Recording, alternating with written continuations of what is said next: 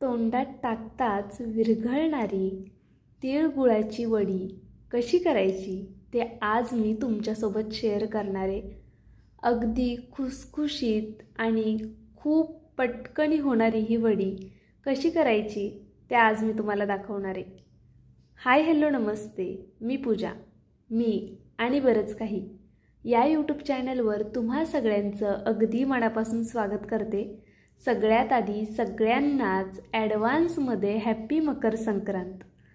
आज आपण खूप झटपट अशी ही तिळाची वडी कशी करायची ते पाहणार आहोत.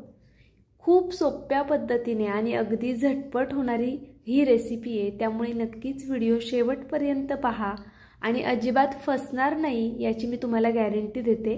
फक्त समप्रमाणामध्ये म्हणजे व्हिडिओमध्ये दाखवल्याप्रमाणे सगळं साहित्य घ्यायचं आहे.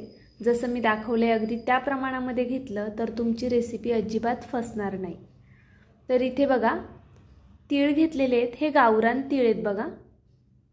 तर इथे मी गावरान तीळ वापरलेत. तुम्ही जे पांढरे शुभ्र येतात पॉलिस्टर ते वापरलेत तरी चालतील किंवा हे घेतलेत तरी चालेल. इथे 1 वाटीला थोडेसे कमी इतपत तीळ घेतलेत आणि त्याच्या अर्ध्या प्रमाणामध्ये शेंगदाणे घेतलेले आहेत.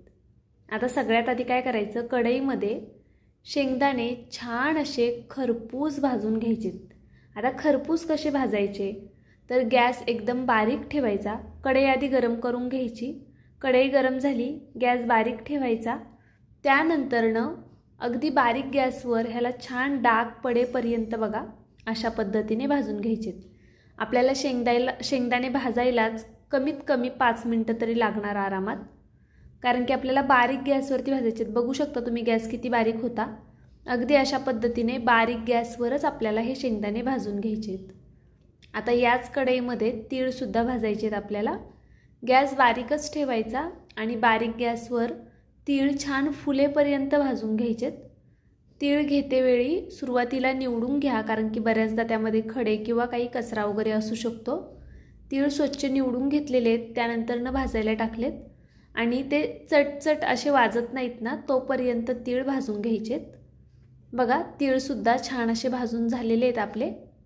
ते काढून घेऊया. प्लेटमध्येच तीळसुद्धा काढलेत आणि शेंगदाणेसुद्धा नंतर प्लेटमध्ये काढले, कारण लवकर थंड होतील. थंड झाल्याशिवाय आपल्याला हे तीळ आणि शेंगदाणे वाटायचे नाही आहेत.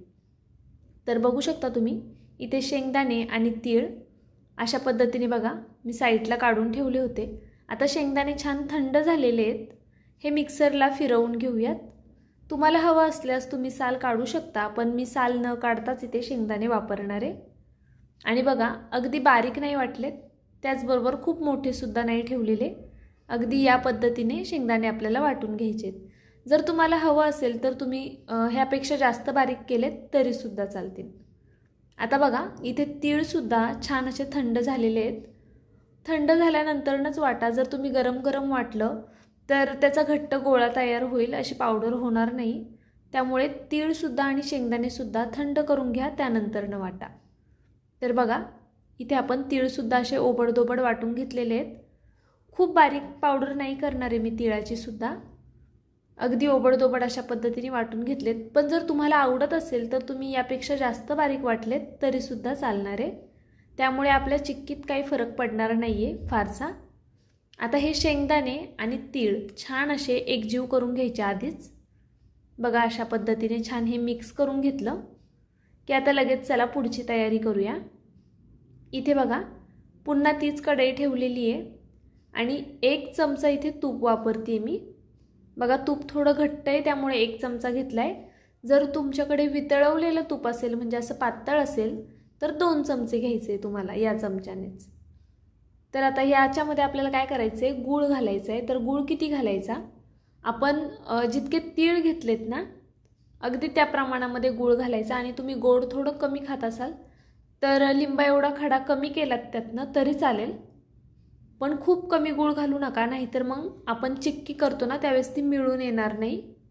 आणि इथे महत्त्वाची टिप म्हणजे बघा आता इथे 1 चमचाभर इतपत मी पाणी घातलं आहे यामध्ये. त्याचं कारण खाली आपली जे गूळ आपण वितळवून घेतोय ना तो खाली तळाला लागणार नाही. त्यामुळे फक्त 1 चमचा पाणी घालायचे आणि हा गूळ बारीक गॅसवर छान असा बघा परतवून घ्यायचा आहे आपल्याला. मस्त असा परतवून घ्यायचा. त्याच्या गाठी वगैरे काही असतील तर त्या सोडवून घ्यायच्या. मी गूळ किसून घेतला आहे त्यामुळे त्याच्यामध्ये गाठी नाही आहेत, पण जर तुम्ही चिरून घेतलात तर थोडा वेळ जास्त लागू शकतो गाठी फोडायला. इथे बरोबर 3 मिनटं लागलेली आहेत बघा. आणि गुळाला छान असा बघा फेस आलेला आहे. अशा पद्धतीने असा फेस येईपर्यंत गूळ आपल्याला छान असा हलवत राहायचा कंटिन्यू आणि परतवून घ्यायचा. आता यामध्ये मी थोडीशी वेलची पावडर घातलेली आहे. वेलची पावडरमुळे कसं फ्लेवर छान येतो. जर तुम्हाला आवडत असेल घाला, नाही घातली तरीसुद्धा चालेल. त्यानंतरनं जी आपण पावडर करून ठेवली होती तीळ आणि शेंगदाण्याची, ती घालून घ्यायची आणि गॅस बंद करायचा ही पावडर घातल्याबरोबर. आणि हे छान असं बघा मिक्स करून घ्यायचे, एकजीव करून घ्यायचे छान अशा पद्धतीनेच. बघू शकता तुम्ही हे गरम गरम असतानाच हे छान असं मिक्स करून घ्यायचं लगेच, म्हणजे मग ते एकाच जागी गोळा होणार नाही. आता हे मिक्स करून घेतलं की लगेच काय करायचं, एका प्लेटमध्ये काढून घ्यायचे आपल्याला. तर प्लेटला मी सुरुवातीला तूप लावलेलं आहे आणि हे प्लेटचं झालं आहे असं की मी यामध्ये काढून घेतलं. नंतर न लक्षात आलं की हे लहान पडू शकते प्लेट, खूप मोठी होईल प्लेट. तर पुढे काय केले ते तुम्हाला कळेलच बघा. इथे सुरुवातीला आपण हे मिश्रण काढून घेतलं. मिश्रण थंड होऊन नाही द्यायचं, लगेचच त्याला थापवून घ्यायचे कशाच्याही साह्याने. तर इथे बघा मी ग्लासाच्या साह्याने अशा पद्धतीने हे थापून घेते.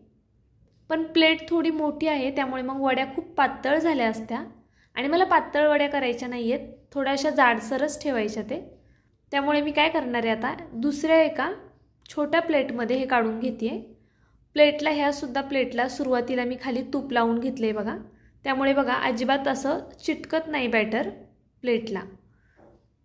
तुम्ही तुमच्या अंदाजे प्लेट घ्यायची आधीच आणि मग त्याला तूप लावून ठेवायचं. इथे माझ्याकडनं थोडीशी ती प्लेट मोठी होती त्यामुळे त्यात व्यवस्थित वड्या होत नव्हत्या. आता या प्लेटमध्ये मी असं करून घेतले आणि खूप गरम आहे हे मिश्रण त्यामुळे हाताला थोडं भाजते. तुम्ही पेल्याच्या साह्याने, वाटीच्या साह्याने किंवा असं ग्लासाने छान असं दाबून दाबूनच बघा ह्याला प्रेस करून घ्यायचं आणि संपूर्ण हे असं सेट करून घ्यायचे बघा. अशा पद्धतीने हे व्यवस्थित छान लगेचच सेट होतं. अगदी ठेवायची वगैरे गरज पडत नाही, 2-3 मिनटंसुद्धा ठेवायची काही गरज नाही आहे. आता बघा थोडंसं कोमट झालं ना तर हाताने असं छान प्रेस करता येते. आणि ज्यावेळेस आपण हे प्रेस करतोय ना सुरुवातीलाच त्याच वेळेस ड्रायफ्रूट टाकायचेत आपल्याला. पण प्लेट थोडी मोठी झालेली, मग त्या गोंधळामध्ये हे ड्रायफ्रूट टाकायचे राहिले म्हणून मी नंतरनं टाकले ते वरतून. पण आपल्याला शक्यतो सुरुवातीलाच टाकायचे ज्यावेळेस आपण हे थापायला घेतो ना वडी, अगदी त्यावेळेस. आता ह्याच्या वड्या कशा पाडायच्या आणि वड्या कशा पडतात ते पुढे तुम्हाला दाखवते बघा. तर सुरीच्या साह्याने अशा पद्धतीने मी ह्या कट करून घेणार आहे. मोठ्या मोठ्या साईजमध्येच कट करणार आहे मी. आणि ह्या बॅटरचं झालं आहे असं की सुरुवातीला आपण दुसऱ्या प्लेटमध्ये ट्रान्सफर केल्यामुळे ना थोडं बॅटर थंड झालं त्यामुळे ते व्यवस्थित सेट नाही झालेलं आहे. त्यामुळे बघा साईडनी थोडं सुटते, पण प्रमाण अगदी परफेक्ट आहे. तुम्ही व्यवस्थित ताट घेतलं ना सुरुवातीलाच तर मग असा प्रॉब्लेम होणार नाही. ही प्लेट थोडी जास्त लहान झाली आहे त्यामुळे ते साईडनी थोडं बाहेर येते. पण बघा मधल्या वड्या बघा तुम्हाला दाखवते मी, अगदी परफेक्ट निघतात सुद्धा आहे आणि खूप छान झालेल्या आहेत. तोडून सुद्धा दाखवणार आहे मी तुम्हाला कडक झाल्यात का मऊ झाल्यात कशा झाल्यात ते. तर बघा अशा पद्धतीने आपल्याला ह्या वड्या करून घ्यायच्या. ते तुम्हाला माझी आजची ही रेसिपी कशी वाटली ते नक्कीच मला कमेंट करून कळवा. नवीन असाल तर सबस्क्राईबसुद्धा करा आणि व्हिडिओला लाईकसुद्धा करा. तर पाहू शकता तुम्ही इथे किती मस्त बघा आपली वडी तयार झालेली आहे आणि दिसते सुद्धा छान. त्यातले तीळसुद्धा व्यवस्थित दिसतात कारण की आपण ओबडधोबड असंच वाटून घेतलं होतं. खूप बारीक वाटलं नाही आहे त्यामुळे तीळ खातानासुद्धा छान लागतात. आणि बघा किती सहज तुटली जाते ती, अगदी खुसखुशीत होतात. तोंडात टाकता क्षणी विरघळणार अशा ह्या वड्या तयार झाल्या त्या आपल्या. तिळगुळाच्या तुम्ही लाडू वगैरे केले असतील पण अशा पद्धतीने वड्या नक्कीच करून पहा. आपण नेहमी तिळगुळाची चिक्कीसुद्धा करतो पण ती वेगळी आणि हे वेगळं, कारण की चिक्की थोडी कडक असते आणि ह्या वड्या अगदीच खुसखुशीत असतात. त्यामुळे नक्कीच माझी ही रेसिपी एकदा ट्राय करून पहा आणि आवडल्यानंतर मात्र मला कमेंट करून कळवायला विसरू नका तुम्हाला माझी आजची रेसिपी आवडली आहे की नाही. जेव्हा तुम्ही ही रेसिपी करून पाहणार ना त्यावेळी खरी कमेंट करा, कारण की खरंच ही रेसिपी एकदा केली की नेहमी करूशी वाटेल अशीच आहे. संक्रांतीची वाटसुद्धा पाहणार नाही तुम्ही, इतर वेळेस आदल्यामधल्या वेळेतसुद्धा कराल. त्याचबरोबर पौष्टिकसुद्धा आहे लहान मुलांसाठी. त्यामुळे नक्कीच अशा रेसिपीज घरामध्ये जर आपण करून ठेवलं ना, हे स्टोअर करून आरामात ठेवू शकतो आपण, बरेच दिवस टिकणार ह्या वड्या. त्यामुळे नक्कीच लहान मुलांना आदल्यामधल्या वेळेत जेव्हा भूक लागते त्यावेळेस नक्कीच तुम्ही ह्या वड्या देऊ शकता. तर चला, माझा व्हिडिओ तुम्ही संपूर्ण पाहिलात त्याबद्दल खरंच खूप मनापासून धन्यवाद. उद्या असाच एक छानसा व्हिडिओ घेऊन मी पुन्हा हजर राहीन. तोपर्यंत bye. Thank you so much for watching.